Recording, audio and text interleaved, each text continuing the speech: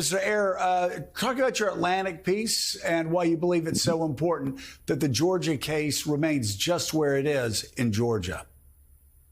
Well, Joe, it's really a question of what the statute, the removal statute, allows for. And what the statute provides is that any act of an officer of the United States taken under color of law may be removed. That has been interpreted in a pretty clear way by the Supreme Court to require two different things. The first is that the conduct, the criminal conduct that's at issue in the case, has to have been taken in the course of doing one's job. And so the first question is, were the things that Trump is alleged to have done actually part of his job or not? The other question, though, the other issue, though, the second requirement is one that was clearly recognized in a case that I actually argued in 1988 and lost in the Supreme Court. I was representing the United States in an opinion by Justice O'Connor, who recognized what had really, she said, been true in the cases before, and that is, furthermore, the conduct involved and the issues in the case have to give rise to some what they call a colorable, or really plausible is a good word, federal law defense. So there are these two requirements that have to be met. Neither one of them appears to be met in the case of Donald Trump with regard to the charges in Florida. Number one, it's not his job to police the handling of elections in Georgia. That's simply not part of what he does. So he fails on that ground to start with.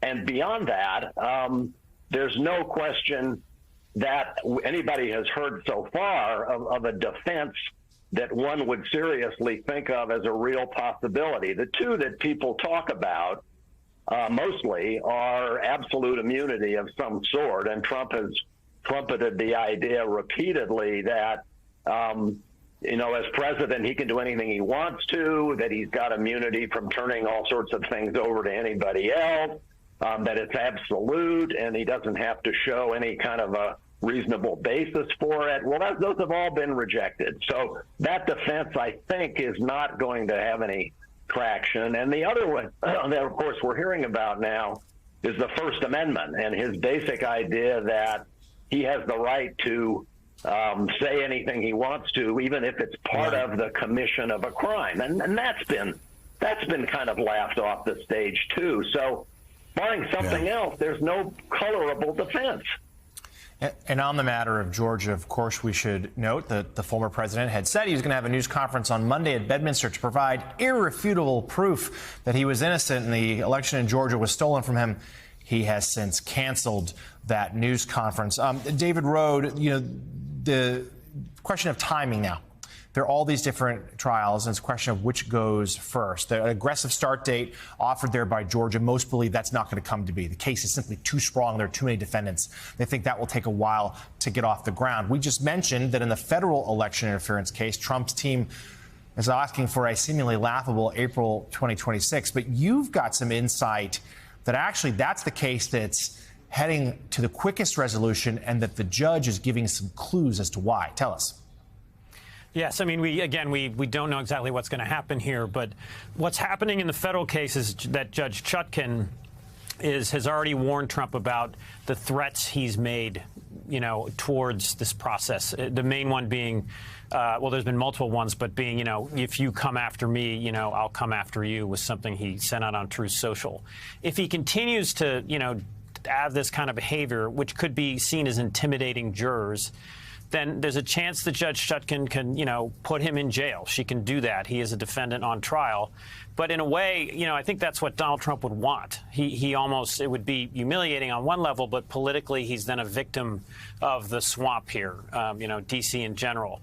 One way for Chutkan to push Trump and pressure him is to push ahead with a speedy but fair time schedule for the trial. So it's a simpler trial. It's much more focused than the Georgia case. And as a federal judge, she has more power to do that. The federal system generally moves faster. So you could see the election interference case in Washington playing out next spring and summer. The prosecution said they need about 6 weeks to present their evidence. So that is the most likely trial to happen, I believe, before the 2024 election. Lexi, it's Jen. I know you talked to sources on both sides of the aisle about all the politics, and I just wanted to ask you about the politics of Georgia, because there's clearly Republicans who are speaking out against Trump, or they're not helping him in this case. It's a swing state. Tell us a little bit more about what Democrats and Republicans who you've been talking to are saying about what this all could mean for Georgia as a swing state in 2024. It's a great question. And to your point, I mean, it looks increasingly difficult for it to go to someone like Donald Trump again after Democrats and President Biden have done so well there. As you'll remember, but I think a lot of us forgot quickly, Jon Ossoff and Raphael Warnock both won their statewide Senate races on January 5th, 2021, the day before the January 6th insurrection at the Capitol. That was a huge win for Democrats, of course, helped them with their margins in the Senate, which gives them a lot of power. And it was totally overshadowed by what Trump and his allies did the next day. To your point, again, that doesn't mean that folks in Georgia have simply forgotten about what happened on January 6th, nor have they forgotten about the types of candidates that they've been gravitating toward for the last couple of years.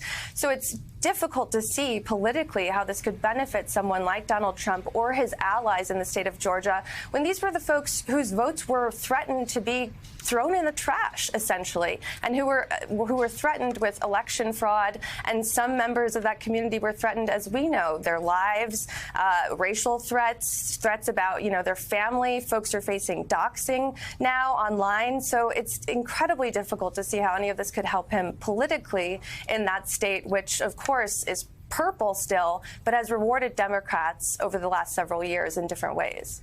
And